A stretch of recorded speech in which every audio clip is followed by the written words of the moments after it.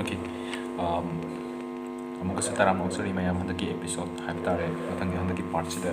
ai hasikino scale macha amadi nainarangki quad makatangi scale ni nainarangki ngasi basic ne ka aduga kino adugi mari leinen haitare every chord every scale kudimo kadima chord ka loina mari leinen ne ka khangde yada basic haibtare sije yamba kino dong the idea khar khar fazana mun thina kam kam di ayam ben khangale sigi system je when you go with the CAGED system and I go with CAGED system and the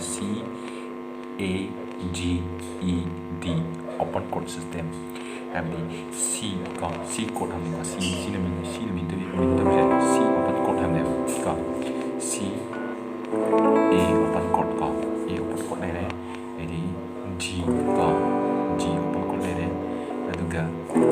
E open chord का अदुगा D open chord aduga moji pulga CAGED and go we have this C la e ahmada E la e ka G la e E la e D la e C A G E D CAGED system hai ne wo aduga open chord is kan ne C ki me amsina kamai do ge every chord ko de whether A de ge hoigera or B de ge hoigera natruga C de hoigera D de ge hoigera E de ge hoigera F de hoigera G de hoigera moji C ki CAGED system ko pai se loina pai be hai sigi kupai si mong da haibda every chord ko dima aduna ne CAGED system haina khoida mi to ne adu ai sum thin da nasigi haidi kano phana ba haidare CAGED system ni phana ba kamai do ge da aina wahi ma sagat sabni sigi se english da ma'am le ne ma'am na sagat sab ba ai ko yi Meiteilon da haidare Meiteilon da kamai sagat ge da si na train and men kan ko ai min ko da train ano madona ko kanago ai munda delili last ki lili ni elo di quality ko di no adana min do ne da train ano madona kanago ai munda delili CAGED hay di sini ka adu malai re adu ai ngasi CAGED system se kitang yawan jarake azing ahamda ai kino to jarake do re mi fa sol la ti do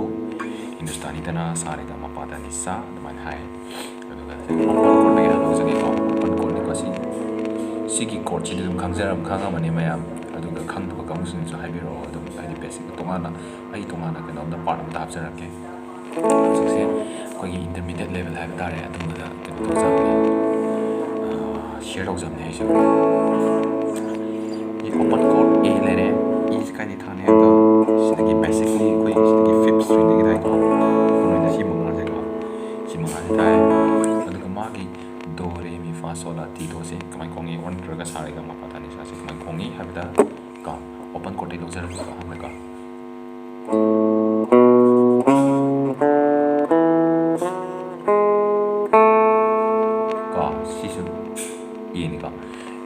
ai kan ta hau ge smar ta na zeida akoina do re mi fa sol la ti do ko madam da ahmad do ko aduga do last su do da ni ba ko do se ha ba e gi do se si de ko open chord ko sigi open kan string nam lan kan bi ba sigi magi an no mem ko e a d g b e ko e a d g b e si ba kan da ya da ni basic ni ko si ma so 아니 호진 동서시 어저기 이 오픈 코드 기 도레 미 파 솔 라 티 도 아니 뭐로 있는 거 the second string 되게 로우니까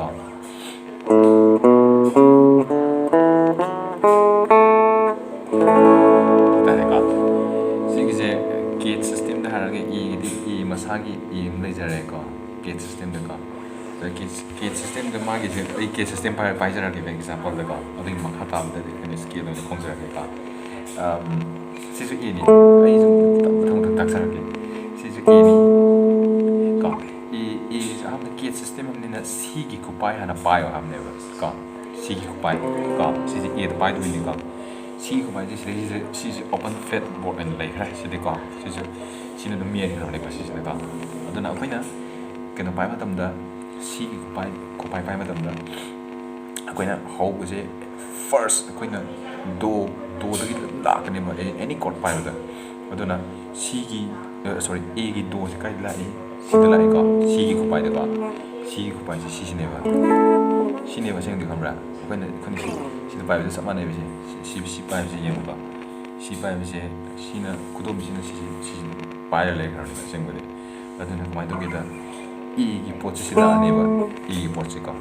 ꯏꯒꯤ ꯄꯣꯠꯁꯦ ꯀꯥꯏ ꯂꯥꯛꯑꯅꯤ 12th fret 5th string sida do tai ko siga do ni ko sila ya duga si ku pai la ne si khamra si se kudom si ku pai je pai ne si da gyan tai ne ko aduga sina ta men ji kan loi sida kan lai azaki si ko gate system lai ko si ku pai la ko adi I di mu sida lai jare 이게 gate system 하다래가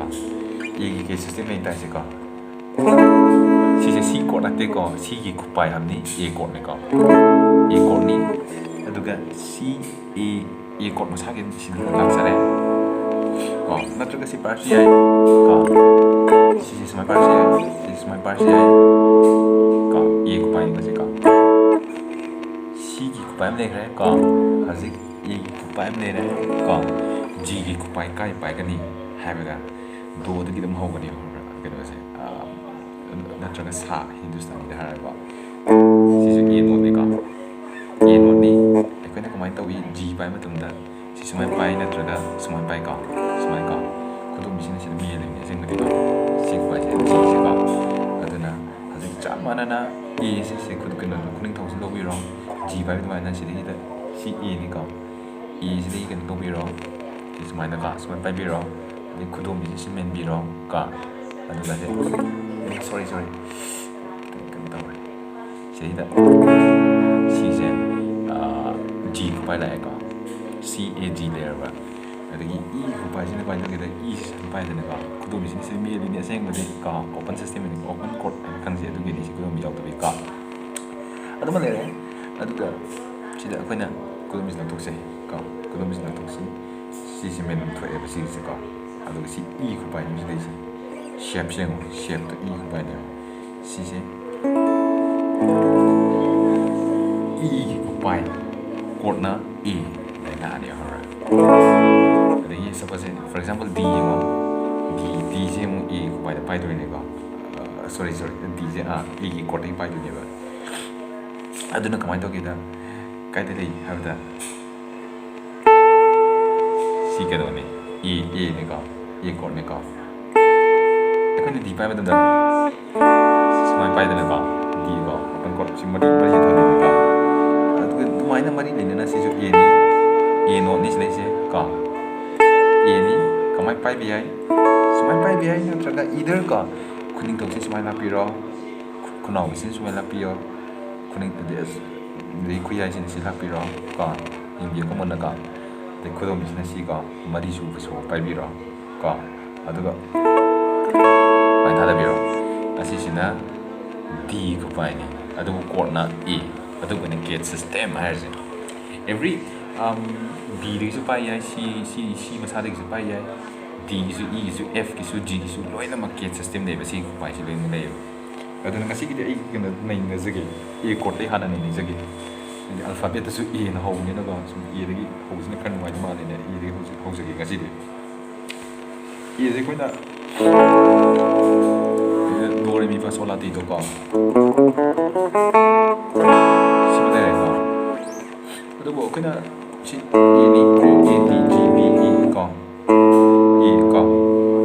시그마 남도 가이드네 for 그나 6 프레타 C 치면 강하게 거 도레미파솔라티도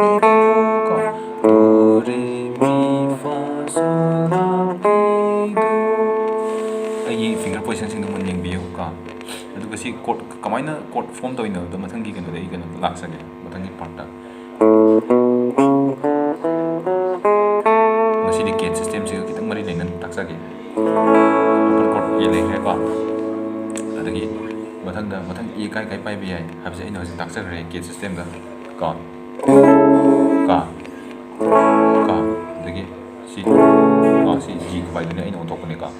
suman parse ka ka adagi e ko pai ka adagi d ko pai e ngata ni chord de e ngata ni adama le do mi fa sol la ti do ka makha dum sa thar si ai adaba ikon na tak sa ge ki do re mi fa sol la ti do makok ta ge oina ka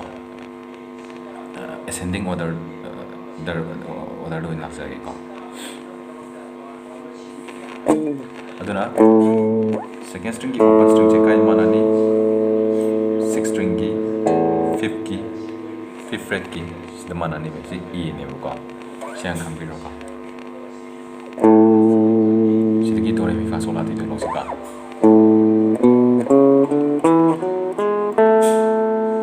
ka umka da ge do mi fa sol la ti do sida ko na kai chord pai bi ai e chord pai bi sida ka smai se pai bi ka e chord se ka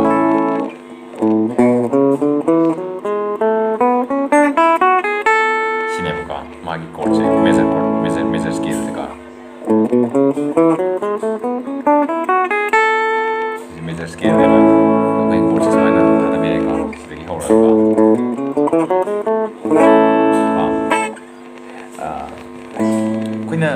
CAGED system pai matam da kena dagi 6 string dagi ho matam da ba pai di kena scale je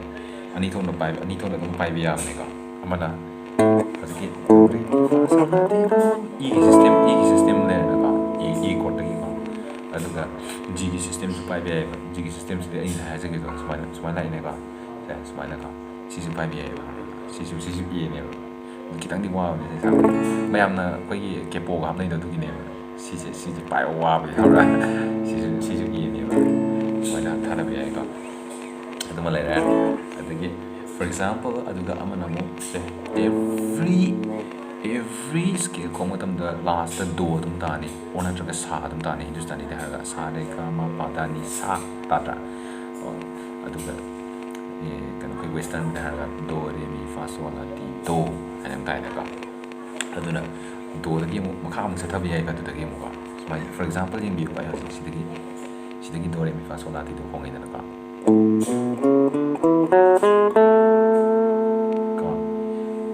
fourth string gi 7th fret ta kan gi e gi do le re ka sidagi do tu ni ka sidagi mu do re mi fa sol la ti do lo ka sa ma na ba kan adu gi chord ai kan du pa jara ke ai ga du ka mai to lo chord sina bi ai CAGED system gi ha da ba du pa jara ke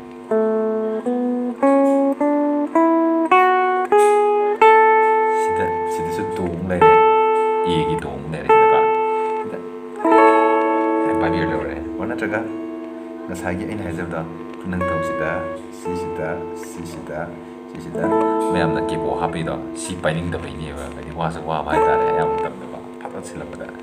da gi ni ba kepo pai ni kepo ha nei si ha me ha ra ni ma le ne si ma le ne ba adagi kana ma hajar ke koi gi second gi every string not only second string every string open string the e d g b e le ni ka ma gi 12 fretboards hai sida su la ne ka ikan nam jage ka si su a d g b e octave ma ni sina a d g b e ka si su e a d g b e ne aduna akoina lobi ya si kari lobi ai habada hazi si e ni ka a ni ka e si si de lo ya ra si de lo ya ka aduna e gi do re mi fa sol la ti do si de chu khong ya re na tra ka aduna kamai to ge de yin bi ka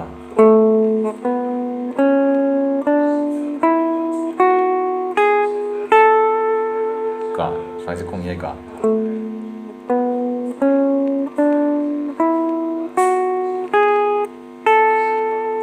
sing sai si thloi dana do ni na se aduga ꯑꯗꯨꯗ Cꯒꯤ court ꯁꯤꯁꯇꯦꯝꯗ ꯄꯥꯏꯕ ꯌꯥꯏꯕ ꯁꯤꯁꯨ CAGED ꯁꯤꯁꯇꯦꯝꯗ ꯍꯥꯏꯔꯒ ꯀꯣ ꯑꯗꯨꯅꯦ ꯑꯩꯅ ꯇꯥꯛꯆꯅꯤꯡꯕꯁꯦ ꯑꯗꯨꯒ ꯁꯤꯗꯒꯤ ꯑꯃꯨꯛ ꯍꯧꯔꯛꯄ ꯌꯥꯏ ꯁꯤꯗꯒꯤ ꯍꯧꯔꯛꯄ ꯌꯥꯏ ꯀꯃꯥꯏꯅ ꯍꯧꯔꯛꯄ ꯌꯥꯏ ꯍꯥꯏꯕꯗ ꯌꯦꯡꯕꯤꯌꯨꯀꯣ ꯑꯩꯈꯣꯏ ꯉꯁꯥꯏ ꯁꯤꯗꯒꯤ ꯁꯤꯒꯤ ꯑꯣꯄꯟꯗꯒꯤ ꯂꯧꯈꯤꯗꯅ ꯁꯨꯃꯥꯏꯅ ꯂꯧꯈꯤꯗꯅ ꯆꯞ ꯃꯥꯟꯅꯅ ꯁꯤꯁꯦ ꯑꯣꯄꯟ ꯍꯥꯏꯅ ꯈꯟꯕꯤꯔꯣ ꯉꯥꯛꯇꯪꯒꯤ ꯑꯣꯏꯅ ꯀꯣ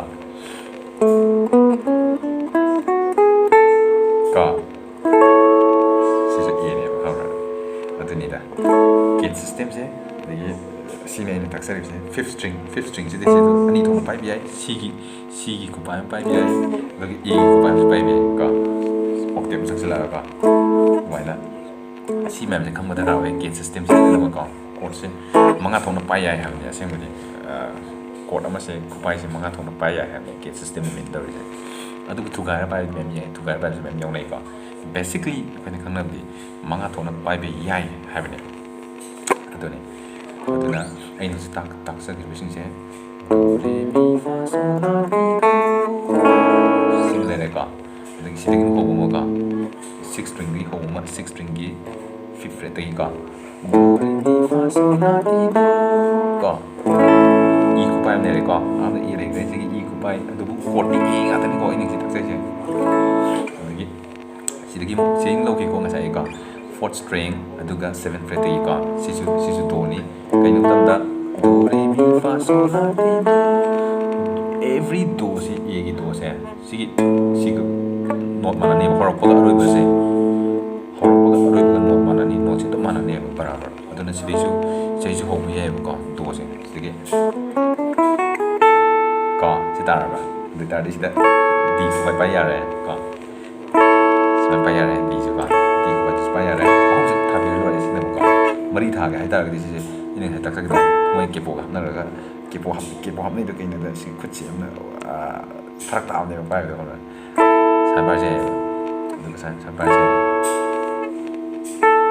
까 어떻게 막 C 그 봐야되나 가만히나 해봐 시대기 C E 이니까 이기 도니까 진짜 도레미파솔라티도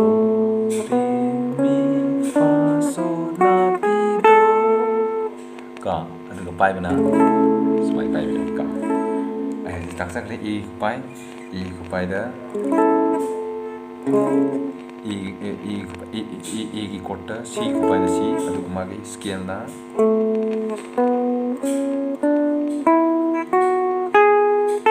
시즈 콤비유까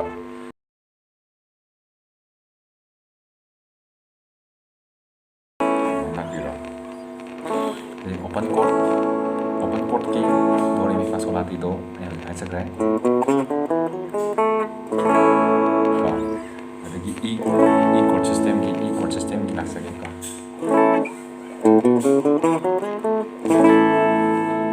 이 chord system का ये हम तक सर के फिर का ये की दो निको से ये नो निको नॉट से ये निको तुम 6 string द लेडी देखिए 5th string द मी फा सो ला पाई फिंगरसिंगसे कनो फ्रेटबोर्ड सिंगसे मुन यंगबियुको कइनो दा अइना तदि भिडियो याम सांगनेबा दग ताउटने अदु फ्रेट नंबर ना तु दा ताउटने अदुना अइ तम दि पाइगे अदुगा फिंगर अइना पाइबा नोट सिंगसे मुन यंगबियुको इ ngатani को ngasi पाइजे दो रे मी फा सो ला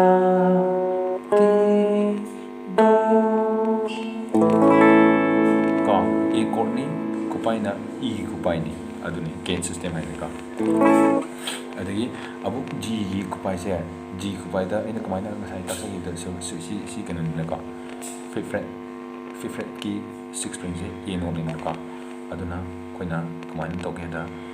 दोरे फा सोलाती दुसी कोइन कोंगे दा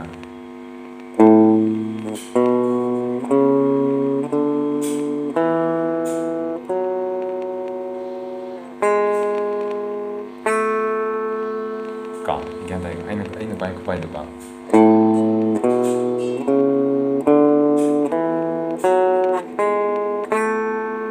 Tôi nghĩ biểu còn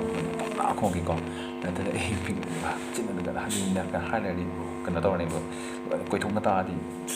ꯚꯤꯗꯤꯑꯣꯁꯤ ꯁꯨꯝ ꯊꯥꯡꯗꯣꯛꯈ꯭ꯔꯅꯦꯕꯀꯣ ꯀ ꯃꯤ ꯐꯥ ꯁꯣ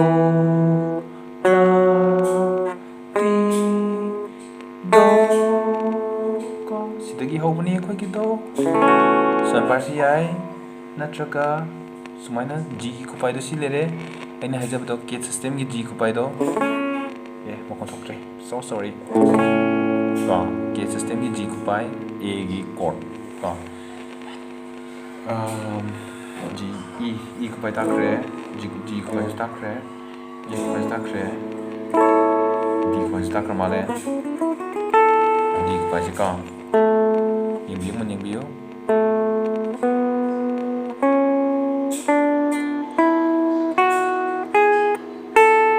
ꯀꯣ ꯄꯥꯏꯕꯅ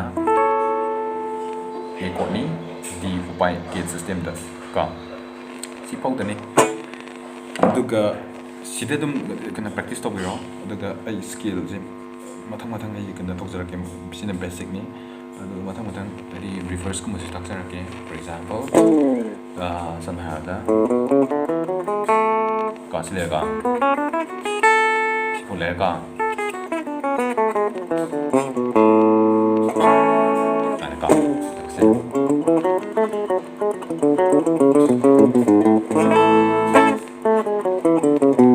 reverse ka sumana ka reverse ka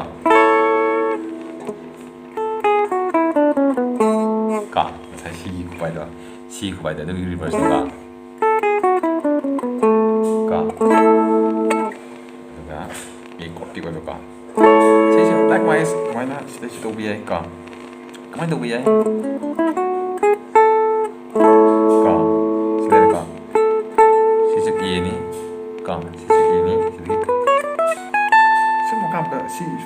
시 파우드네 쭉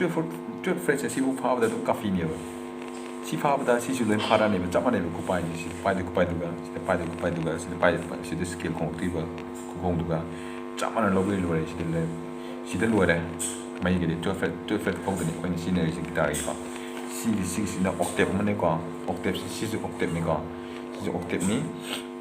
aduga si octave si kumai tawgida si sumem leigo leibdiko aduga si octave si kumai tawgida si kupai se octave kupai da la loi la ne ba higher scale da ne la ne adugi ne koina kena go scale khong adum bi kena high pitch to wang khala ido ba adugi ne ka ana haji khong ida e da gi ne ka e da gi e gi e se silere ka bi ko mana mi fa so aroibagi scale se adum magi egi note adum taane ba do gi ko adone da inda sarse ka smile ka reverse um laksagi mathang reverse ki taksagi ka reverse ki amne makan ka dagi ne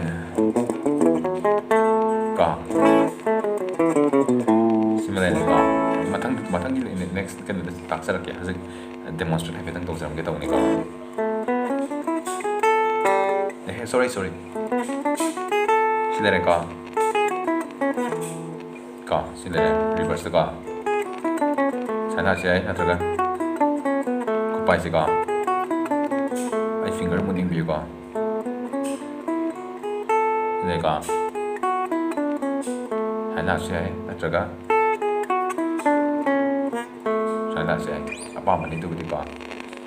itu mami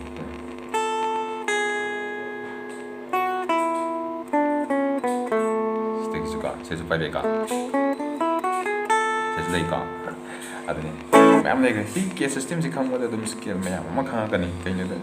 key system sih mai do re mi fa sola tido saya mana skill lo ini na Hindustani dah agak saya kama pada ni sa mana key system sih mana mau mai kupai sih skill ini yang main pan itu gian tak ada kesusahan biro ini matangi kena part tak mau kabun pajan nak mau taksar lagi ai confuse lagi tu di mana lagi kena key system sih kita ni kena tahu loksin gua mana apa aduh ꯑꯁꯤ ꯍꯥꯟꯅ ꯇꯥꯛꯆꯒꯦ ꯑꯗꯨꯒ ꯑꯩ scale ꯃꯆꯥ ꯃꯆꯥ ꯈꯣꯡꯕ ꯍꯧꯖꯔꯛꯀꯦ ꯉꯁꯤꯒꯤꯗꯃꯛꯇꯗꯤ ꯀꯥꯏꯅ ꯌꯥꯊꯪ ꯅꯤꯖꯔꯤ ꯑꯗꯨꯒ ꯕꯦꯁꯤꯛꯀꯤ ꯃꯔꯨꯑꯣꯏꯅ ꯑꯩꯅ ꯃꯃꯥꯡꯗꯁꯨ ꯑꯗꯨꯝ ꯄꯟꯖꯕꯗꯣ ꯍꯥꯏꯕꯗꯤ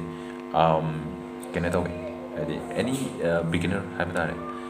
ꯕꯤꯒꯤꯅꯔ ꯍꯥꯏꯗꯤ ꯀꯣꯔꯠꯁꯨ ꯐꯖꯅ ꯄꯥꯏꯕ ꯍꯩꯇ꯭ꯔꯤꯕ ꯑꯗꯨꯒꯤꯁꯨ ꯑꯩ ꯇꯥꯛꯆꯔꯛꯀꯦ ꯃꯔꯛꯇ ꯌꯥꯜꯂꯒ